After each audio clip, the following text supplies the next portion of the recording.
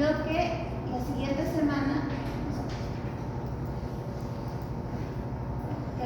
semana vamos a tener nuestra evaluación de entrada. ¿Ya? La evaluación de entrada no tiene porcentaje, básicamente es para hacer un sondeo de qué tanto ustedes tienen conocimiento acerca de lo relacionado al curso. ¿Ya?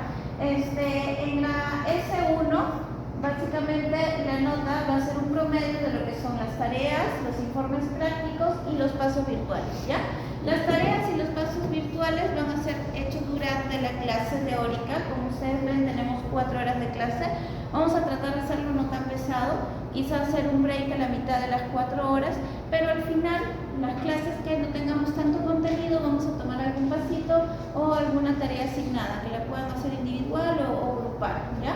Todo a nivel virtual. Se va a subir al Canvas la tarea o la actividad que se les va a dejar o el paso virtual, ¿ya? Será más o menos una media hora finalizando la clase, ¿ya? Con referente a la evaluación parcial, la vamos a tomar en la semana 8. En la S2 va a haber una evaluación teórico y práctico. Lo que son tareas, informes prácticos, pasos virtuales, ahí ya van cambiando los porcentajes a comparación de la S1. Los seminarios vienen a ser las lecturas que se van a ir dejando durante las siguientes semanas. Y el producto y la investigación formativa, que es lo que ya se va a ir comentando más adelante cuando ya nos acerquemos a las fechas de presentación de estas, ¿ya? Y bueno, la evaluación final que va a ser en la semana 16, ¿ya? Entonces, para que vean, hay bastantes actividades que van a servir para la evaluación de ustedes, ya que tienen que tener en cuenta.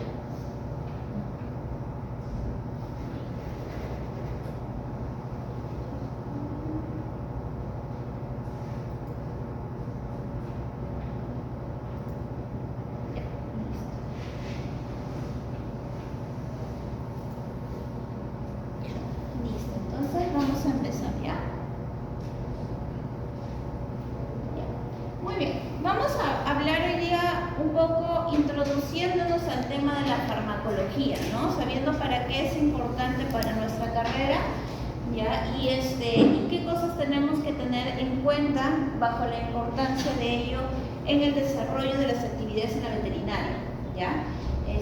Bueno, espero que entren entusiastas a aprender. Listo. El logro de nuestra sesión es que el estudiante pueda entender los conceptos y principios bases de la farmacología veterinaria, así como comprender cómo el fármaco actúa en cada individuo y cuál es la respuesta de este ante el fármaco. Muy bien, entonces, más o menos quiero saber qué es lo que ustedes piensan. No hay respuestas malas, simplemente hay que darle la dirección correcta a lo que ustedes creen, ¿no? ¿Cuál creen que es la utilidad de la farmacología en la medicina veterinaria? Ideas. Tratamiento de pacientes. ¿Qué más?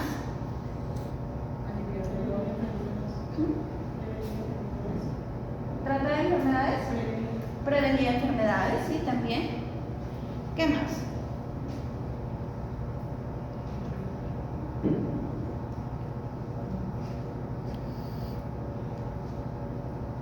¿Consideran que la farmacología es una ciencia que quizás se pueda dividir en diferentes ramas? ¿Sí? Ya. ¿Tienen conocimiento de alguno de ellos?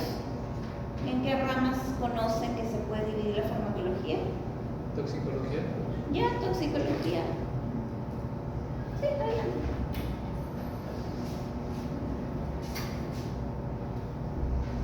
Vamos a ir aprendiendo. ¿Y qué concepto tienen acerca de la farmacología veterinaria? ¿Cómo definirían qué es la farmacología veterinaria? ¿Alguna idea? Es libre, nadie se va a poner. ¿Nada? Bueno, vamos a aprender. Los fármacos que se usan en el rubro veterinario. Exactamente, es el estudio de los fármacos, ¿no? Cómo estos interactúan, cómo estos actúan, ¿no? Dentro de lo que viene a ser nuestra rama de veterinaria, ¿ya? Haciendo un paréntesis, chicos, por si acaso, para teoría, yo no tengo problemas que lleguen tarde y entren, ¿ya? Entonces no hay necesidad de que me pasen la voz para entrar, simplemente entran de frente, pero sí al final de la clase me hacen recordar de ponerle su asistencia, ¿ya? Para práctica sí, por favor, puntualidad, si no, no entra, ¿ya? Listo. Entonces cerramos el paréntesis y seguimos. Entonces, para poder entender qué es la farmacología y en qué nos sirve para nuestra carrera, vamos a ver qué relación tiene con el médico veterinario. Lo que principalmente ya estábamos comentando, el tratamiento de diversas enfermedades que afectan a los diferentes animales domésticos y silvestres, ¿ya? Por ejemplo, acá tenemos medicando un conejo, una vaca, poniéndole un anestésico, vacunando a un gatito, ¿no? Igual poniéndole una medicación a una tortuga, dándole una medicación oral a un hámster. Entonces, hay diferentes formas, como ven, de cómo medicar a un paciente y la manera de hacerle un tratamiento, ¿no? Otra importancia que tiene para con la veterinaria, que también ¿ya? Es el impacto de los fármacos en el medio ambiente, ¿ya? Por ejemplo, aquí tenemos una noticia, ¿ya? Cómo los fármacos pueden tener un impacto en la naturaleza, ¿no? Ya sea quizá por el uso que podemos hacer en los animales que son para consumo, como también los que a la hora de hacer la eliminación del fármaco lo desechamos ya sea en el mar, ya sea dentro de nuestros desechos orgánicos y que puedan generar contaminación a la naturaleza, ¿ya? Esta noticia nos habla un poco de cómo se empiezan a observar rasgos femeninos en peces machos a consecuencia de residuos medicamentosos en el agua. De la misma manera que tenemos otra noticia, esta es actual, esta es de este año, ¿ya? En la cual habla de que como a raíz de la pandemia ha habido un aumento del uso de antidepresivos por los humanos, obviamente, como vamos a ver más adelante, dentro de toda la cadena de recorrido de lo que hace un fármaco en el cuerpo de cualquier ser vivo, la eliminación a través de la orina termina en el mar. Y esto, a consecuencia, está causando algunos efectos negativos en ciertos peces, ¿no? Que están haciendo que estos animalitos tengan retardo en su crecimiento, empiecen a tener bloqueos dentro de sus funciones vitales normales, ¿ya? Entonces, bueno, hay, ¿no?, estudios, y en eso también los veterinarios formamos parte, que trabajamos conjuntamente quizá con los biólogos para poder, hay un proyecto de poder utilizar microalgas, algunos crustáceos pequeños para que puedan captar estos químicos que quedan en el mar y de esta manera no afecte a las especies vulnerables, ¿no? Quizás son animalitos o seres vivos, en este caso las microalgas, que estarían generando cierto, son un poco inocuos quizás a los fármacos, ¿no? Y de esta misma manera podemos entender también, como vamos a ver más adelante, que el fármaco no le genera el mismo efecto en todas las especies o en todos los seres vivos. Cada quien tiene un sistema diferente y el fármaco va a actuar de manera diferente, ¿no? Como vemos aquí en esta noticia, tenemos especies que son afectadas, pero también hay especies que se pueden utilizar que el fármaco en este caso es inocuo para ellos y serviría como una especie de control biológico del espacio. Otra importancia es el impacto de los fármacos y otros químicos en los alimentos, ¿no? Ya sea en residuos de medicamentos en animales, ¿ya? Como vemos aquí en la noticia, por ejemplo, ¿no?, hay una restricción para lo que son uso de algunos fármacos en animales de consumo humano, ¿ya? Hay fármacos que se pueden utilizar previamente y hay fármacos que no, o incluso hay un tiempo que se debe suministrar previo a que el animal pase a beneficio para el consumo humano, ¿ya? Entonces, el veterinario tiene mucha importancia en esta regularización, así como los fármacos que podrían influir dentro de los mismos alimentos, ¿no?, en el procesamiento de alimentos, ¿no?, y esas cosas, ¿no?, el uso de químicos, por ejemplo, lo que son en verduras, ¿no?, insumos que se van a utilizar para quizá alimentos procesados que nosotros vayamos a consumir. ¿Ya? Aquí también tenemos algunas noticias que nos indican, ¿no?, la importancia de la regularización o de la regularización de los químicos y de los fármacos que nosotros tenemos que saber a nivel de la toxicología para evitar que esto pueda generar un impacto en nosotros a través de los alimentos. Otra cosa importante es el control legal de fármacos, ¿no? Los veterinarios también nos encargamos de hacer el control de el uso de fármacos en veterinarias, por ejemplo, ¿ya? Siempre es importante tener en cuenta que los fármacos, se lo vamos a ver en práctica, tienen que tener bien especificado el tema del tiempo de la fecha de vencimiento, ¿no? Los componentes que tiene el fármaco, el excipiente, para poder saber bien nosotros cómo utilizar el medicamento, ¿no? No es lo mismo quizá utilizar uno solo que utilizar en combinación con otro, o sea, los efectos son diferentes. Entonces, por ese motivo es importante que nosotros sepamos bien la función o el efecto que cumple cada uno, ¿ya? Y obviamente nuestra responsabilidad es poder ver el control legal de estos fármacos, ¿no? De la misma manera, como ya les había dicho anteriormente, también el veterinario, en este control legal de fármacos, verificamos que los fármacos que utilizamos en pacientes que van a ser para consumo sean los indicados, no sean los que podrían generar algún efecto negativo en el humano al ser consumidos. Manejo de farmacia, ¿ya? Es importante tener en cuenta que una receta tiene que ser presentada así, con su sello, con las especificaciones del caso, ¿no? Es importante que en una receta médica esté indicado el medicamento con su gramaje en la presentación en la que viene, ¿ya? Y con las especificaciones de los horarios, del tiempo que lo vas a usar, la cantidad que le vas a suministrar, ¿no? Este, por ejemplo, es un ejemplo, ¿no?, de una receta. Ahora, hay que tener en cuenta que si no tomamos en consideración lo que les mencioné anteriormente, vamos a tener un problema de un mal uso de los fármacos en veterinario. Por ejemplo, podemos ver, ¿no?, el caso de envenenamientos, ¿ya? Los químicos que se pueden utilizar o que se utilizan de mala manera podrían generar un impacto a ciertos animales. Obviamente estos son casos que es muy probable que sean generados por el hombre para generar un daño a las especies animales que están mencionadas, ¿no? Por ejemplo, un envenenamiento en gatos o en perros, que a veces nosotros lamentablemente vemos esas noticias en nuestro entorno, ¿no?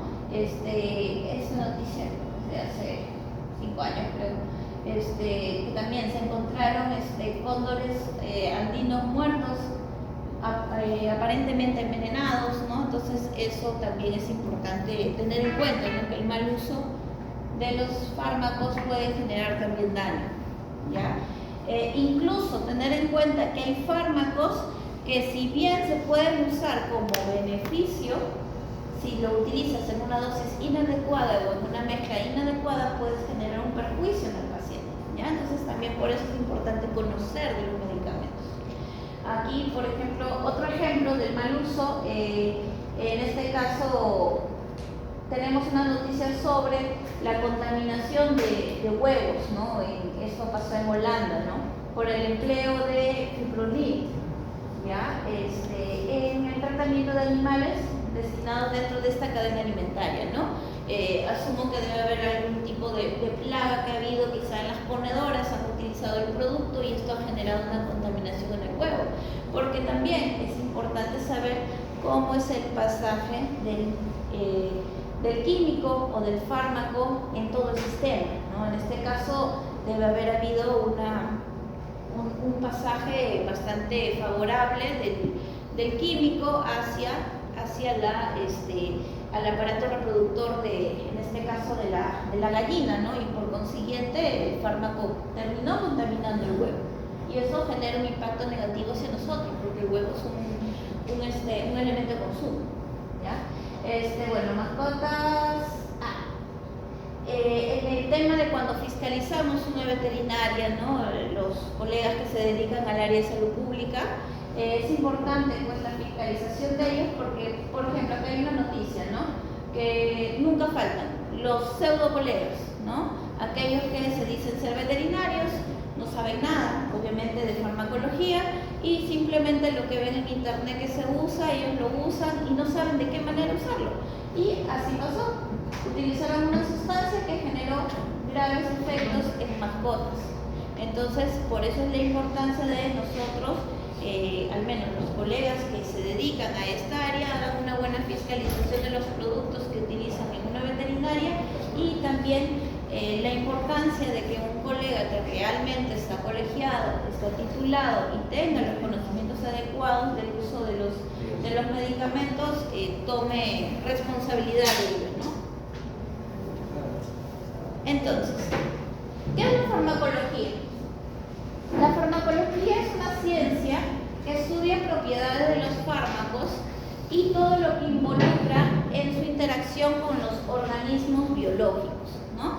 Entonces, tenemos que saber qué hace el fármaco, qué es el fármaco, qué contiene y cómo éste actúa e influye en el organismo biológico, ¿ya? Ahora, dentro de sus ramas tenemos la farmacocinética, que va a estudiar lo que el organismo le hace al fármaco, ¿ya? La farmacodinámica, ¿ya? Que estudia lo que el fármaco le hace al organismo. Entonces, en la farmacocinética vamos a ver un poco qué es lo que va pasando en el fármaco a medida que va pasando por el cuerpo del ser vivo, ¿ya? En la farmacodinámica vamos a ver qué impacto tiene el fármaco en el ser vivo, ¿ya? Ambas ciencias van de la mano, ¿ya? Son dentro de todas las ciencias dentro de las ramas de la farmacología son las que nosotros principalmente vamos a utilizar para conocer los fármacos y saber cómo se usan, ¿ya?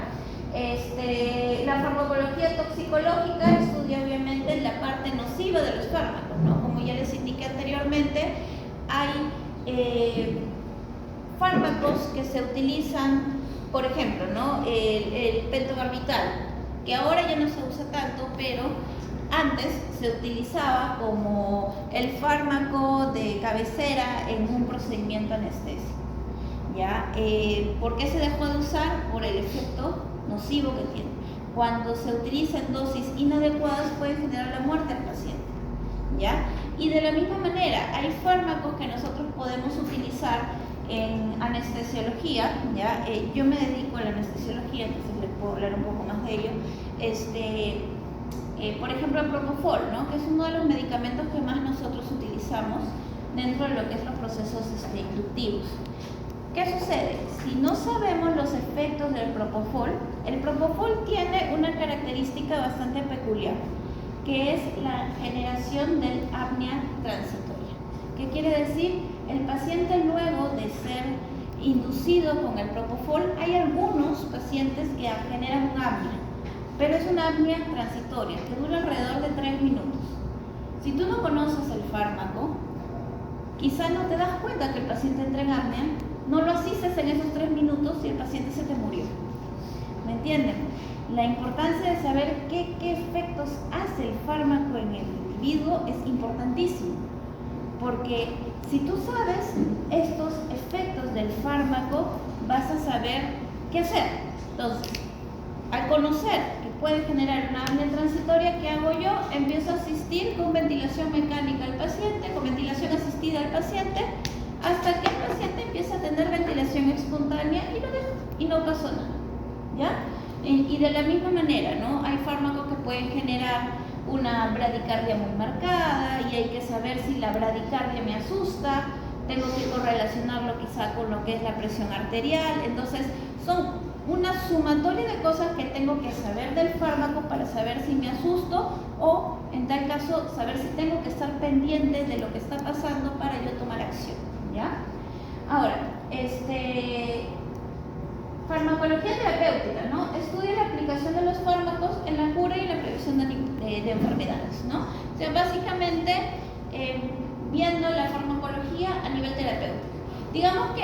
4 ramas son las que principalmente nosotros como médicos veterinarios somos los que más vamos a utilizar.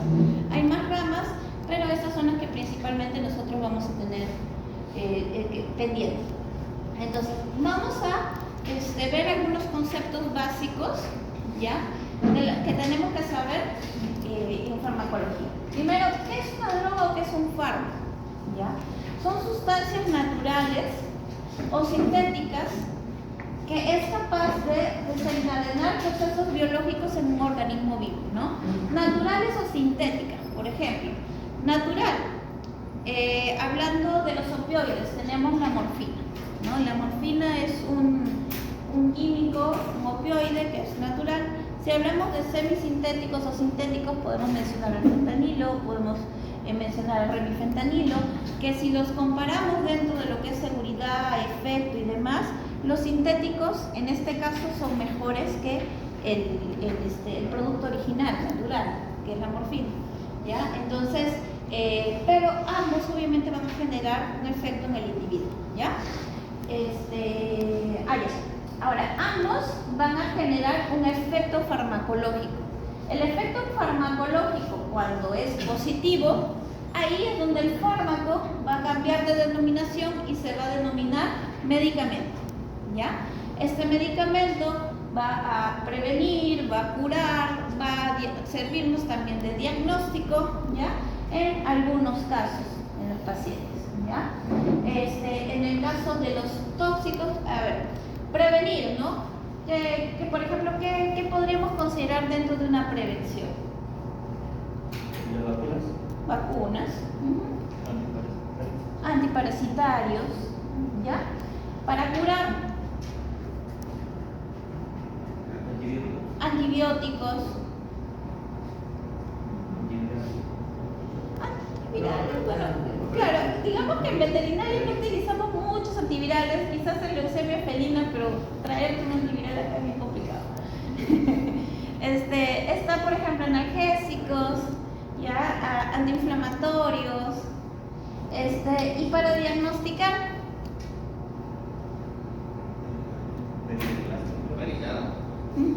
Ya, claro, los varicados. Por ejemplo, la dexametasona se utiliza en un estudio, ¿ya? Lo que vendría a ser la supresión de dexametasona para hacer el diagnóstico de Cushing, ¿ya? Entonces, por ejemplo, es un fármaco que lo utilizamos como antiinflamatorio, pero también lo podemos utilizar en diagnóstico, ¿ya? Ahora, tóxico. Cuando tenemos un efecto farmacológico negativo, tenemos un tóxico, ¿ya? Intoxicaciones, ¿no? Por ejemplo,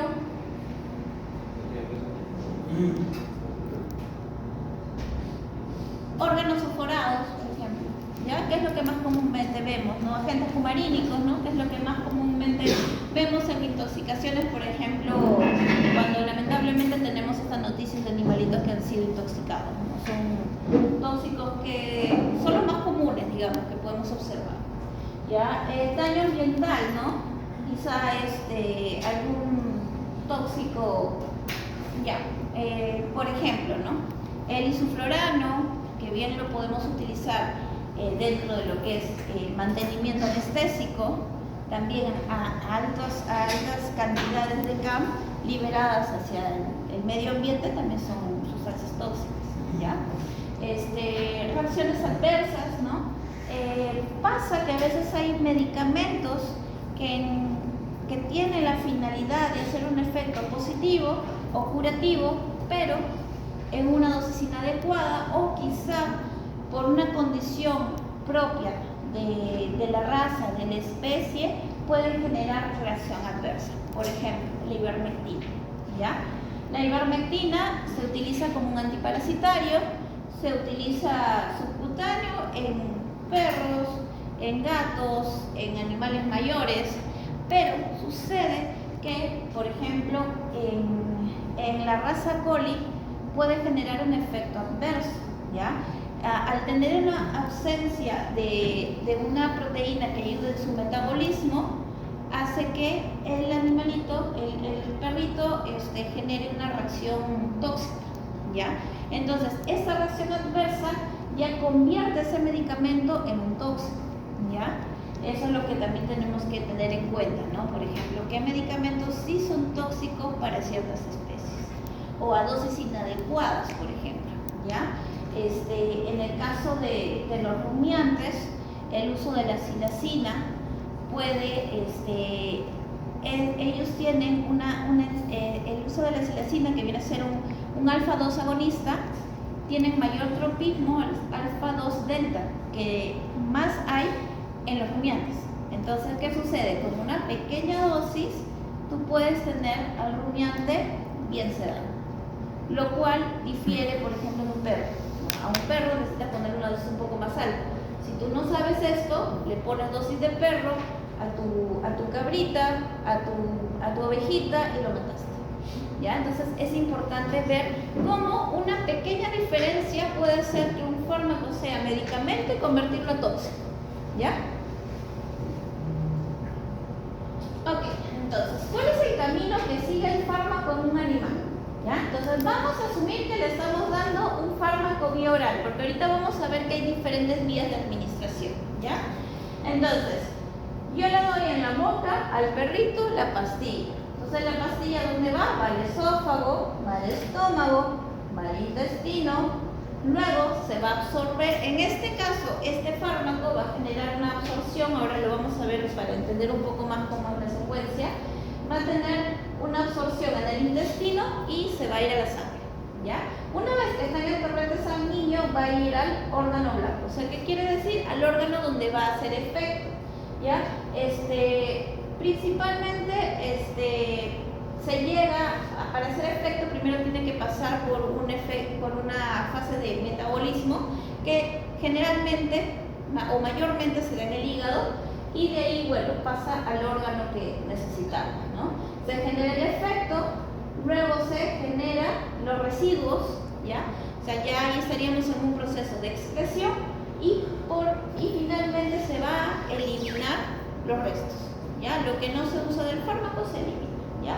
Porque el fármaco, para ser fármaco, tiene una porción de lo que vendría a ser el químico que va a ser el efecto farmacológico, va a tener quizá un coadyuvante o algún tipo de solución que va a ayudarlo a pasar, ¿ya? Entonces lo va a ayudar en el proceso, y ese coadyuvante o esa sustancia que lo está acompañando para que pueda llegar el fármaco, y quizá incluso dentro del proceso se activa recién en el camino, no está activo desde que lo consumió, entonces eso se elimina, ¿ya? Ok, entonces empecemos, ¿ya? Hoy básicamente vamos a hablar de la farmacocinética y la farmacodinámica, ¿ya? ¿Qué es la farmacocinética? Estudia el comportamiento y la evolución temporal del fármaco desde la administración hasta su eliminación. ¿Por qué temporal?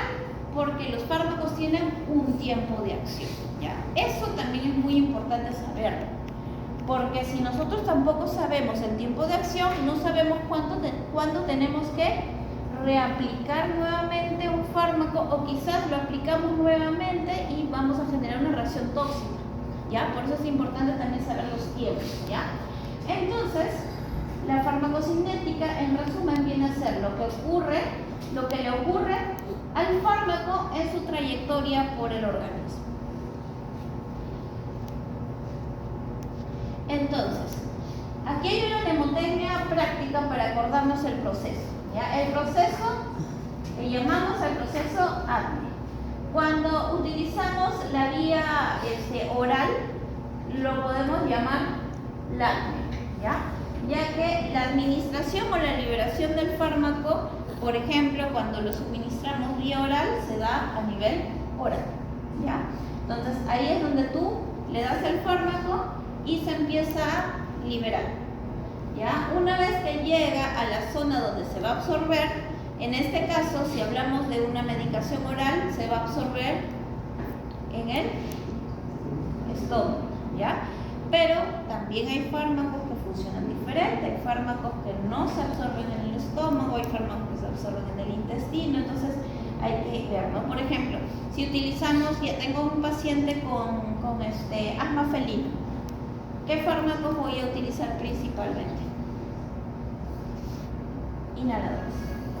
Entonces, ¿dónde creen ustedes que se va a absorber el medicamento? En los pulmones, ¿ya? Entonces, dependiendo la vía de administración, dependiendo el tipo del fármaco, la absorción se va a dar en un órgano diferente, ¿ya? Muy bien, de ahí pasamos a la distribución. ¿Qué pasa en la distribución? El fármaco, una vez que ha sido absorbido, pasa al torrente sanguíneo, ¿ya?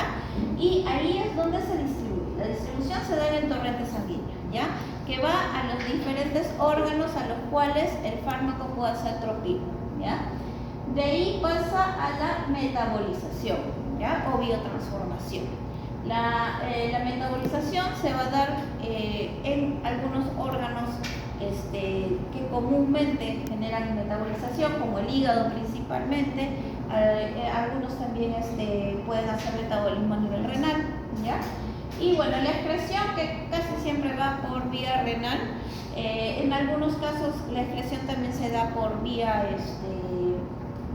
fecal, ¿ya? Pero principalmente la excreción es por la orina, ¿ya? Hay otros casos, por ejemplo, que la excreción también se puede dar a través de la leche, ¿ya? Entonces eso también, por eso hay que saber que fármacos si se excretan por la leche para quizá cortar lo que es la lactancia en el caso que haya alguna paciente hembra que esté con crías, ¿ya? Y podría generar esto toxicidad en los pequeños. Muy bien, entonces tenemos lugar de administración, en este caso la boca. De ahí pasa a la absorción. Una vez que se absorbe pasa al torrente sanguíneo, luego se distribuye a los siguientes órganos y a los tejidos, luego se metaboliza a nivel del hígado principalmente, pero también se observa que puede haber metabolismo en la placenta, en el estómago, y la excreción, como les comenté, se puede dar a través de las heces, la orina principalmente y la leche. Ahora, vías de administración, ¿ya? ¿De qué manera nosotros podemos administrar los fármacos?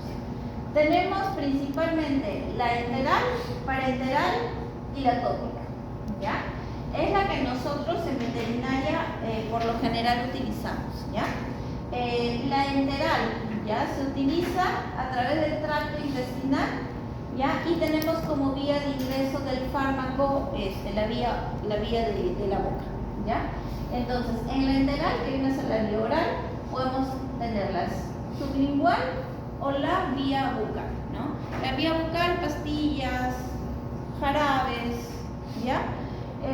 La sublingual, por ejemplo, cuando uno le va a aplicar quizá naloxona, ¿ya? a un paciente, cuando hemos utilizado quizá, o hay una reacción sobreexagerada de algún opioide, ¿ya?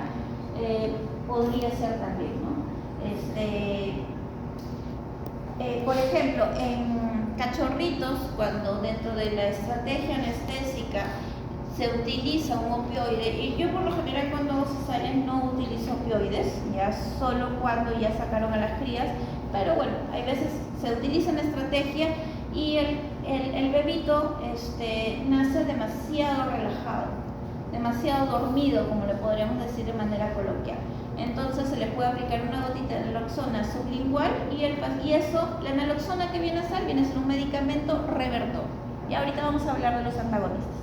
Entonces nos va a revertir el efecto del opioide y el paciente neonato va a empezar a despertar, ¿ya? Y eso, por ejemplo, lo usamos sublingual, ¿ya? Pero obviamente en el caso de que se utilizaron opioides no es algo que recomiendo, como les digo, yo en mi práctica no lo uso, pero si es que se usa es una salida. A ver, a nivel parenteral, es cuando el fármaco es introducido en el sistema circulatorio, ¿ya? O muy cercano a él. Por ejemplo, tenemos torrente circulatorio, vía intravenosa, ¿ya? Cuando tenemos un fármaco que va directamente a la vía intravenosa, ya estaríamos hablando que nos saltamos la etapa de absorción. Acá ya no hay nada que absorber porque directamente se va al torrente sanguíneo, ¿ya? Después tenemos la vía intramuscular y la vía subcutánea. La vía intramuscular, por ejemplo, se utilizan fármacos quizás que sean un poco más liposolubles por la consistencia que pueda tener el músculo y tener en cuenta que su pasaje va a ser un poco más lento, ¿no? Porque van a haber ya barreras que van a demorar para que llegue a la sangre, ¿ya? La subcutánea de la misma manera, se aplica debajo de la piel y también va a generar una barrera adicional para llegar a la sangre, al torrente sanguíneo, ¿ya? En el caso de los tópicos, ¿ya? El fármaco atraviesa la piel y las mucosas, ¿ya? Por lo general son fármacos que queremos que actúen a nivel localizado, ¿ya? Va a generar absorción, ¿ya? En las vías circulatorias periféricas de la zona en que se está aplicando el fármaco. Pero al aplicarse de una manera tan externa, definitivamente no va a haber una absorción tan profunda hacia órganos internos, ¿no? Que sí lo hacen las otras vías de administración, ¿ya? Por ejemplo, tópica tenemos la piel, tenemos intrarrectal, ¿no? Piel, por ejemplo, cuando aplicamos una crema, ¿ya? Algún tipo de ungüento, la silocaína quizá local que podemos aplicar para generar algún tipo de disminución de sensación, ¿ya? Cuando hay que hacer un sondaje para un gato que viene obstruido, ¿no? Un gato con flujo. Entonces, si bien podemos utilizar anestésicos locales, a mí me gusta usar anestésicos locales, ¿ya? Entonces, yo utilizo un anestésico local, por ahí puedo hacer una neurolepto si es muy necesario con el gato, pero a su vez, para evitar seguir inflamando esa uretra, le puedo colocar silocaína, que viene a ser la lidocaína en gel, en la sonda uretral, y ahí empiezo a hacer la manipulación para poder obstruir a ese paciente, ¿ya? Y de esa manera no genero tanto daño a nivel del uretra, ¿ya? Entonces, ¿qué me está generando esa lidocaína local? La insensibilización de la zona. ¿Por qué se va a irritar la uretra? Porque el paciente, al tener sensación dolorosa o simplemente sensación de roce, el paciente va a contraer la uretra. Y eso es lo que va a generar la inflamación, el dolor o la laceración incluso de la uretra, ¿ya? En cambio, al colocarle esa lidocaína local, empieza a hacer el efecto de relajación, ¿ya? Entonces, si bien va a haber un efecto de relajación en la uretra, va a haber relajación a nivel, por ejemplo, de la vejiga, no es cierto, solamente va a quedar a nivel local, porque la cantidad de fármaco que le estoy aplicando en esa zona va a ser solo suficiente para ser absorbido por la circulación alrededor. O sea, ya no va a quedar fármaco alguno que pase al torrente principal, ¿ya? Entonces, ese, por ejemplo, es la idea de usar estas vías. Ahora, por ejemplo, la vía rectal, ¿ya? O la vía nasal. Son para algunos fármacos rectal, por ejemplo, podemos usar cuando tenemos un perro sumamente difícil manejo. No hay cómo poder siquiera sedarlo un poco para hacerle un manejo preanestésico, ¿no? Entonces, yo puedo utilizar una dosis de azatromicina y ponérselo incluso rectal, ¿ya? Si es un perro demasiado mordelón, no le puedo ni siquiera poner bozal, ¿no? Puedo quizá agarrar, amarrar, no sé, hacerle algo y se lo pongo rectal. ¿Cuál es la diferencia, por ejemplo, de ponérselo rectal y ponérselo intravenoso? ¿Tienen alguna idea? La cantidad y el efecto, ¿ya? La dosis va a ser muy diferente. La dosis que yo voy a usar intrarrectal va a ser mayor, porque se va a ir, porque para empezar, hasta que llegue al torrente sanguíneo, la cantidad de fármaco que le voy a aplicar va a demorar, ¿ya? Va a demorar, va a ir pasando como de a pocos y se va a ir quedando también el fármaco en cada bloque que va pasando, ¿ya? Por eso que se utiliza una dosis mayor, ¿ya? Que la vía intravenosa, que lleva directamente hacia el torrente sanguíneo y a distribuirse a los órganos, ¿ya? Ahora, la nasal también podemos usarlo en medicamentos preanestésicos, ¿no? La medetomidina, por ejemplo, que es un alfa-2 agonista, ¿ya? Que es más seguro y funciona mejor que la silacina, ¿ya? Es muy parecido a la dexmedetomidina, ¿ya? Y ese también tiene una muy buena absorción a nivel nasal, pero también la dosis que se utiliza es muy similar a una dosis intramuscular, ¿ya? Básicamente porque va perdiendo el fármaco hasta que llega al torrente sanguíneo, ¿ya? General. ¿Ya? Tenemos las óticas, por ejemplo, para tratamientos de otitis, ¿ya?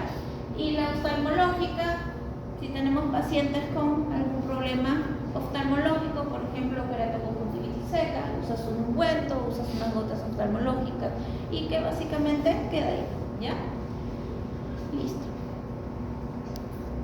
Ya, acá tenemos algunos ejemplos, ¿no? Vía oral, por ejemplo, vemos acá la presentación, por ejemplo, de la vía oral puede ser tabletas, puede ser suspensión, pueden ser emulsiones, jarabes, ¿no? Intrarrectal puede ser líquido, puede ser supositorios, ¿no? También incluso los fármacos pueden ser en polvo, ¿no? No sé si en algún momento han visto fármacos, por ejemplo el hepaquitin, que es un fármaco que se utiliza en caninos, o en felinos también, pero en caninos funciona un poco mejor que en felinos, para regular lo que es la azotemia, que viene a ser los niveles altos de urea en pacientes que son renales, ¿ya? Por ejemplo, ese medicamento viene en polvo y lo pones encima de la comida, es una presentación, ¿ya? Ahora, la vía cutánea puede ser ungüentos, lociones, pastas, polvitos, aunque ya no se usan tanto, ¿no? Antes, por ejemplo, era bastante popular el uso de algunos antipulgas que son en polvo, se utilizaba, ¿ya? Bueno, vía intravenosa, como vemos hay diferentes vías de administración, puede ser yugular, puede ser la safena, la cefálica, ¿no? Hay varias vías de administración. La mejor vía de administración va a depender de lo que buscamos realizar, de la especie, ¿ya? De la especie también, ¿ya? Y bueno, intramuscular, principalmente utilizamos los músculos posteriores, ¿ya? Membranosos, semimembranosos, los glúteos también podemos utilizar. Para mí es más fácil utilizar, por ejemplo, los intervertebrales, ¿ya? Porque tienen bastante irrigación y se absorben más rápido, pero sí duele más, ¿ya? Eso para que lo tengan en cuenta, duele más la aplicación. Subcutáneas, por ejemplo, algunos antibióticos de depósito, vacunas, ¿ya? Intradérmicas, existe la técnica, la verdad es que a mí no me gusta usarla, porque a veces de casualidad se ha hecho la intradérmica cuando el paciente se mueve mucho y has querido hacer una subcutánea y no me entraste tanto y se hizo intradérmica, pero generalmente al menos en mi experiencia, cuando me ha pasado eso, siempre ha habido alguna reacción inflamatoria, alguna situación que genera algún bloqueo en la piel y prefiero no usarlo, salvo quizá que sea lidocaína, ¿no? O algo que sí necesito ponerlo intradérmico, ¿no? Un anestésico local, quizá. ¿Ya? Ahora, la vía intraperitoneal. La vía intraperitoneal, por ejemplo, la podemos utilizar, se puede utilizar en especies exóticas pequeñas. Ejemplo, en los hámsters, ¿ya? Hámster, cualquier roedor, lo puedes utilizar, ¿ya? Su nivel de absorción es bastante buena en roedores. Entonces, imagínate buscarle una vena a un hámster para hacer una sedación. O sea, no hay forma.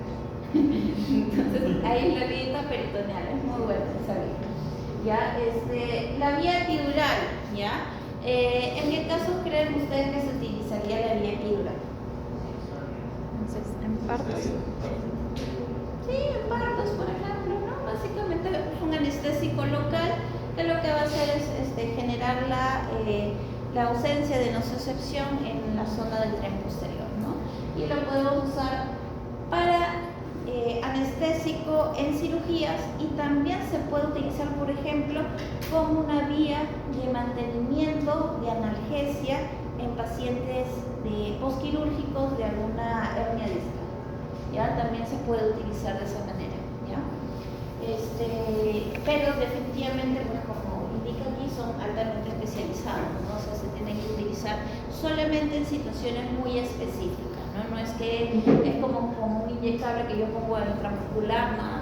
Siempre lo voy a utilizar, no, o sea, son para casos muy específicos, nada más. ¿Ya? Entonces, aquí como vemos, también tenemos más ejemplos. Me he olvidado, la vía aérea, ¿no? Y como ya les había mencionado anteriormente, tenemos la vía aérea en el caso de inhaladores, ¿no? en asma felino, por ejemplo, se utiliza mucho los inhaladores, ¿ya? También tenemos el ejemplo en problemas de mastitis, ¿no? Utilizamos mucho lo que son los medicamentos locales, ¿ya? Todo lo que va a nivel local. Y aquí en peces esto vendría a ser oral, ¿ya? Porque la medicación lo colocamos en el agua y el paciente lo va absorbiendo. ¿Ya? Hablando de las vías, venosas o arteriales que podemos tener acceso, ¿ya? Los auriculares, por ejemplo, están en esta zona, ¿ya? Yo uso los auriculares en conejos, ¿ya? Conejos es una muy buena vía de administración, ¿ya? Para toma de muestra, para colocación de alguna vía, ¿ya? Es muy buena, ¿ya? Yugular, acá lo tenemos en el gato y en el perro. En la yugular, por ejemplo, me ayuda mucho para sacar muestras, sobre todo en gatos, ¿ya? Pero en cachorritos también se puede utilizar, ¿ya? Después tenemos esa cefálica.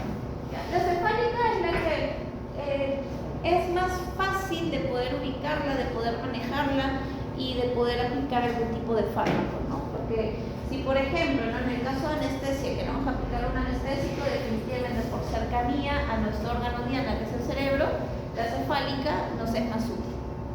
Pero igual, ¿no? Si es que hay algún problema con el tema de la ubicación de esa vena, o a veces por la falta de práctica, revientas la vena, generas una flebitis, te quedaste sin brazos para colocar vía o para colocar un fármaco, tienes las posteriores, ¿ya?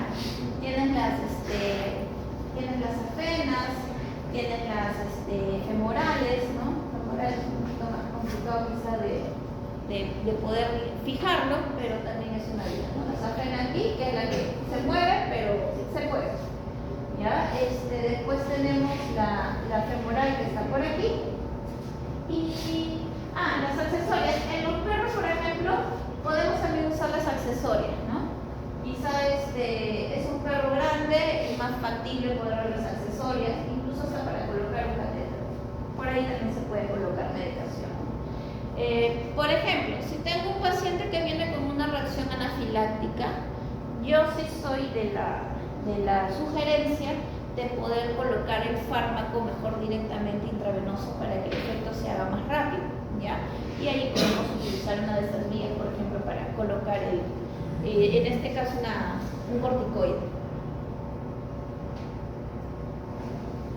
Ya, entonces, aquí más o menos tengo un resumen, vamos a irlo describiendo de las rutas de administración más comunes y cuáles son sus usos y desventajas, ¿no? En el caso de la intravenosa es la que tiene efecto inmediato, ¿ya? Por consiguiente es la que más se recomendaría en cualquier tipo de procedimiento que necesitamos rapidez, por ejemplo, anestesia, si queremos colocar algún medicamento antagonista de otros. Por ejemplo, tenemos un paciente con una intoxicación, con órganos fosforados, entonces tenemos que colocar un fármaco que nos bloquee los efectos adversos que está generando este tóxico, ¿no es cierto?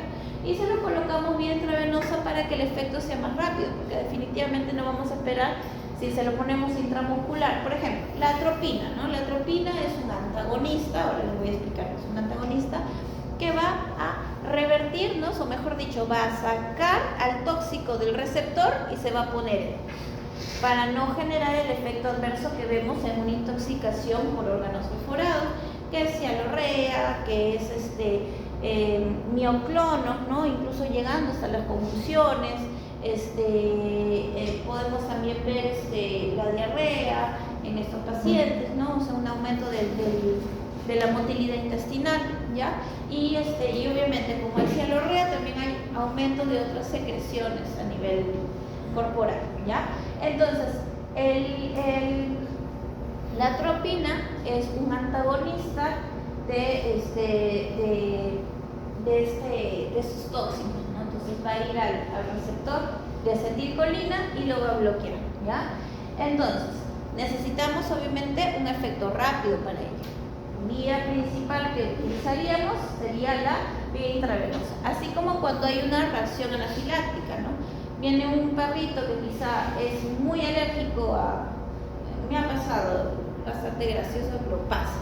Tenía un perrito que agarró esas botellas de metal que tienen pintura, o sea, por el exterior, lo empezó a rasgar, aparentemente pues se comió la pintura, la descascaró y hizo una reacción anafiláctica. Entonces, yo no voy a esperar que ponérselo subcutáneo para que recién empiece a bajarse el efecto anafiláctico. Si bien no es muy común que haya una inflamación del epiglotis en los perros, como quizás sí se ve en humanos cuando hacen reacción anafiláctica, ¿no? La típica reacción alérgica a los mariscos, por ejemplo.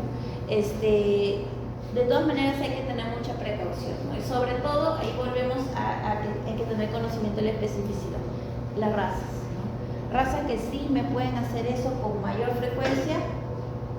¿Saben cuáles pueden ser?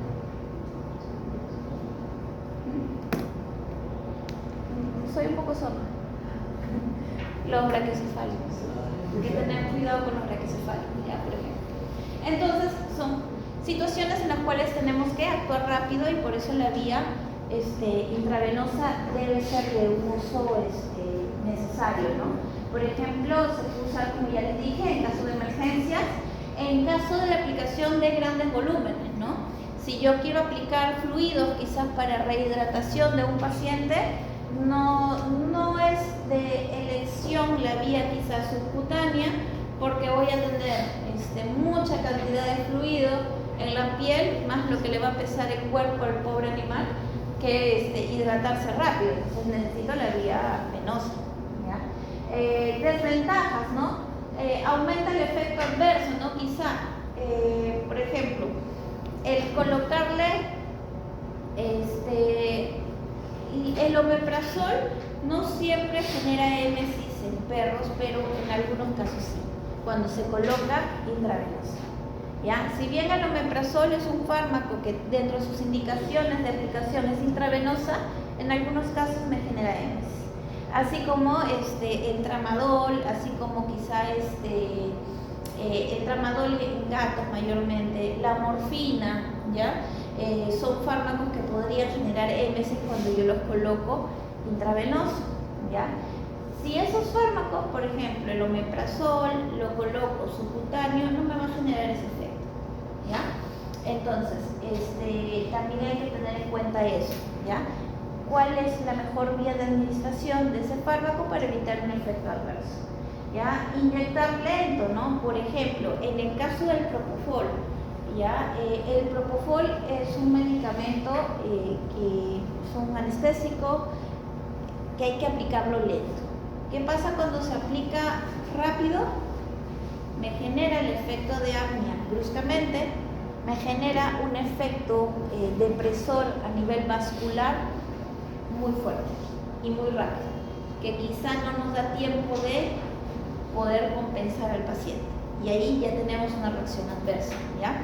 Por eso también la forma en que administramos el medicamento hay que tenerlo en cuenta. En algunos casos el omeprazol, cuando lo aplicas lento, no te genera émesis, también puede ser una estrategia para evitar generar émesis. En el caso de una tetraciclina, por ejemplo una oxitetraciclina, también hay que aplicarlo lento. ¿Por qué? Porque si lo aplicas rápido genera émesis en el paciente. Entonces son detalles muy importantes que, conociendo el fármaco, sabemos qué vía de administración es la mejor y de qué manera lo vamos a administrar por ahí, ¿ya? Ahora, no es adecuado soluciones oleosas o insolubles. Por ejemplo, ¿ustedes conocen la amoxicilina? ¿Cómo se observa la amoxicilina? ¿Lo han visto? Claro, es lechoso. ¿Tú consideras que eso se debería poner en la vena? No, no es cierto. La vena, en la vena, ¿qué cosa hay? Sangre. ¿Y la sangre qué característica tiene? ¿Líquida o grasosa? Líquida. Entonces, el líquido tiene que combinarse con el líquido. O sea, hidrosoluble con la sangre. ¿Ya? Si yo tengo algo que es oleoso, tengo que irme a estructuras que tengan la misma característica.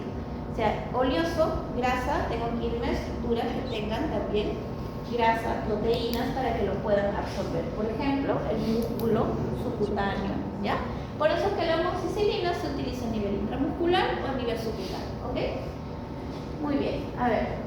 Ahora, eso es en el caso de la amoxicilina que vamos a ver ahora en práctica, vamos a revisar todos los fármacos. Hay una amoxicilina, por ejemplo, que sí son líquidas, ¿no? O sea, no son amoxicilina como tal, ¿no? La penicilina, por ejemplo, hay penicilinas que son oleosas, la penicilina combinada con la streptomicina, ya lo conocemos como penestrep, ¿ya? Y hay otras penicilinas, la benzatínica, por ejemplo, la procaínica, que son líquidas, porque se diluyen, ¿ya? Vienen en una pastilla que lo diluyes con un diluyente o con cloruro de sodio, y esa, por ejemplo, la aplicas a la vena por eso, porque tiene la característica líquida, ¿ok? Ya, ahora, tenemos el subcutáneo, ¿ya?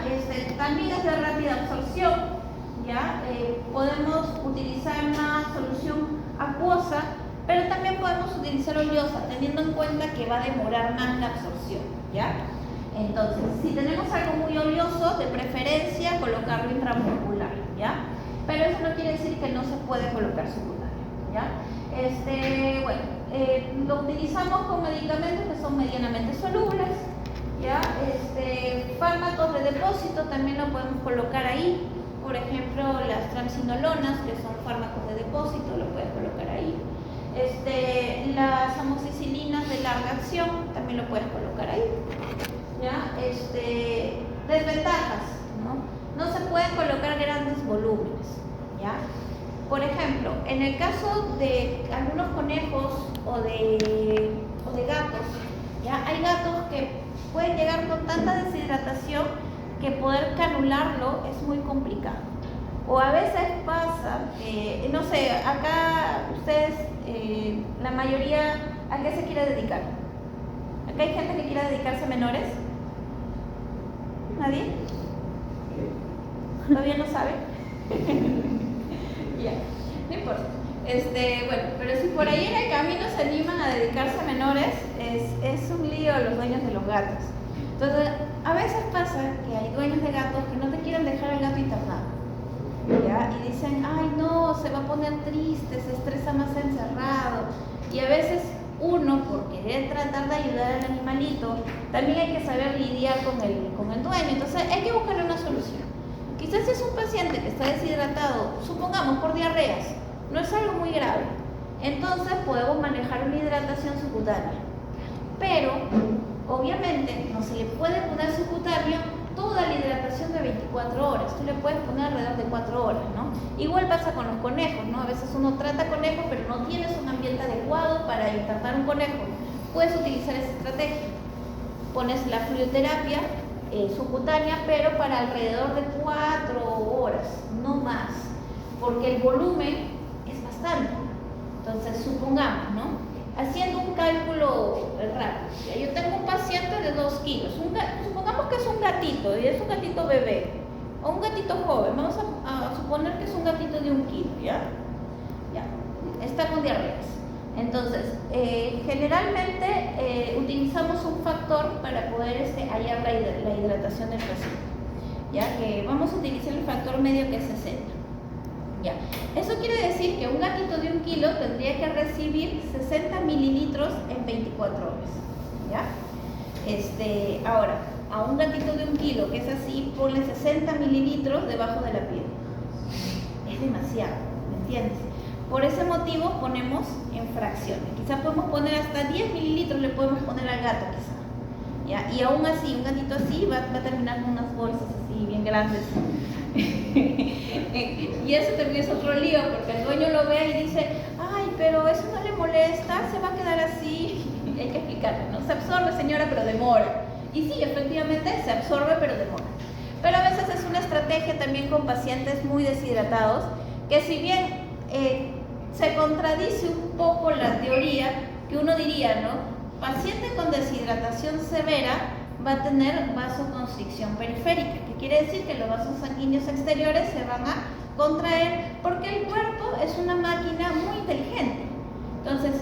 cuando hay una descompensación en el paciente, ¿qué es lo primero que va a reservar? ¿Ah? Va a querer preservar los órganos principales en su funcionamiento. ¿Qué quiere decir? El cuerpo va a proteger al corazón, ¿ya? Va a proteger al hígado, va a proteger a todos los órganos de aquí. Por eso es que cierra sus llaves de circulación del exterior. Porque un perro puede vivir sin una pata, sí. Sin la cola, sí.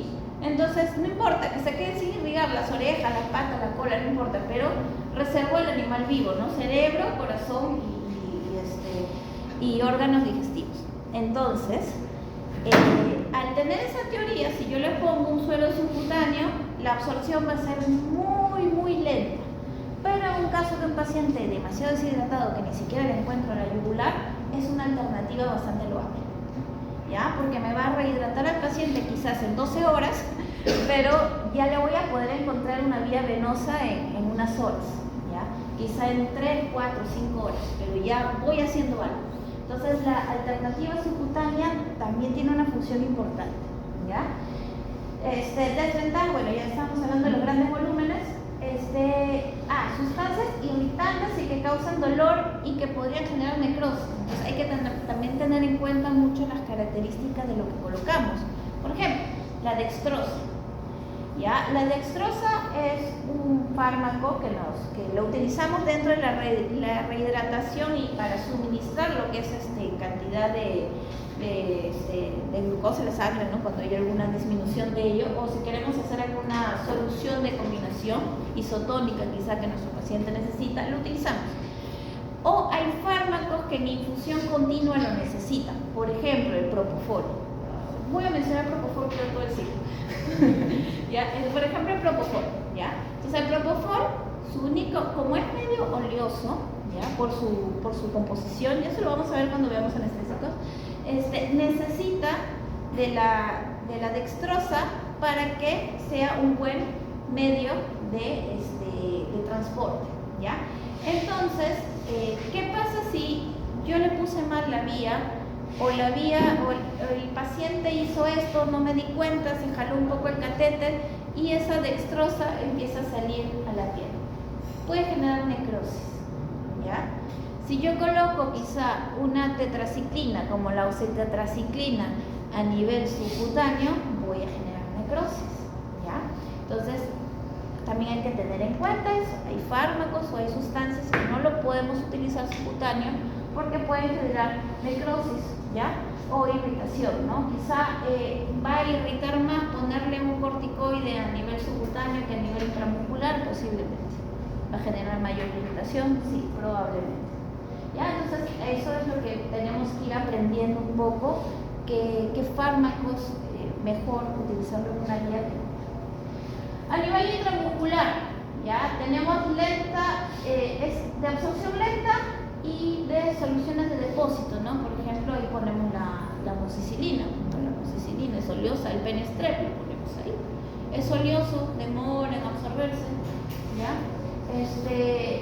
El uso de volúmenes moderados, ¿no? Lo bueno es que el músculo te absorbe, te distribuye rápido dentro del músculo. Entonces tú puedes ponerle una cantidad regular. Ahora, teniendo en cuenta que es de absorción lenta, por consiguiente, la dosificación que tú utilizas para colocar tiene que ser mayor, porque se va a ir quedando un poco en el músculo antes que llegue al torrente sanguíneo. Por eso es una vía que tú puedes colocar un volumen moderado. Puedes colocar soluciones oleosas, como ya les comenté, y fármacos irritantes. ¿Ya? Se sienten un poco menos la incomodidad cuando es un fármaco irritante. ¿Ya? Desventajas. ¿Ya? Error al aplicar intravenosa, ¿no? A veces pasa, pues, ¿no? Que no encuentras bien la vena, no haces un buen... cuando tú colocas un catéter o un inyectable directamente a la vena, tienes que jalar el émbolo para poder ver qué retornos sanguíneos. Quizá algún colega, ¿no? Por el apuro, por el nerviosismo, no lo hace y de frente lo inyecta pensando que el primer pinchazo, como vio un poquito de sangre, y ahí se emocionó, lo colocó y nunca lo puso a la vena, ¿no? Lo puso al músculo, lo puso a cualquier lado alrededor. Entonces también hay que verificar eso, ¿ya? O en tal caso, caso tú lo aplicas en el músculo sin conocer la anatomía y haces lo contrario. Y lo aplicas directamente a la vena. Y quizás es un fármaco que no debería ir a la vena. ¿Ya? Por eso cuando aplicamos también un inyectable intramuscular, también tenemos que jalar el émbolo para ver que no haya retorno. ¿Ya? Dolor, necrosis en zona de aplicación también depende de los fármacos, ¿no? La oxytetraciclina es un ejemplo de no utilizarlo intramuscular, de no utilizarlo subcutáneo porque puede generar necrosis, ¿ya? En el caso, por ejemplo, de los benzodiazepínicos como el diazepam, ¿ya? El midazolam es un poco menos, pero también puede generar molestia. El diazepam es oleoso, bastante oleoso, y es bastante irritable cuando se coloca intramuscular o subcutáneo, ¿ya? Entonces también hay que saber esa característica, pero a veces no tenemos de otra, porque el paciente no se deja poner un catéter y utilizamos una sedación o inmovilización química intramuscular. Ahora, con referente a lo que es vía oral, la absorción depende de varios factores, ¿ya? De qué va a depender, del coadyuvante que lo acompañe, va a depender del tipo de fármaco que es, ¿no? A veces ingresa inactivado y con los procesos químicos que va pasando durante el proceso digestivo se activa recién, ¿no? Hay que tener en cuenta ello, ¿ya? Obviamente es más económica, ¿no? O sea, pasa que a veces llega un paciente a la veterinaria, no tiene para los inyectables, le mandas vía oral. Quizá nos va a demorar un poco más el proceso, pero funciona, ¿no? Es segura porque mientras tú guardes una dosificación adecuada, no va a haber ningún inconveniente. Desventajas, que puede haber una absorción deficiente o incompleta, ¿no?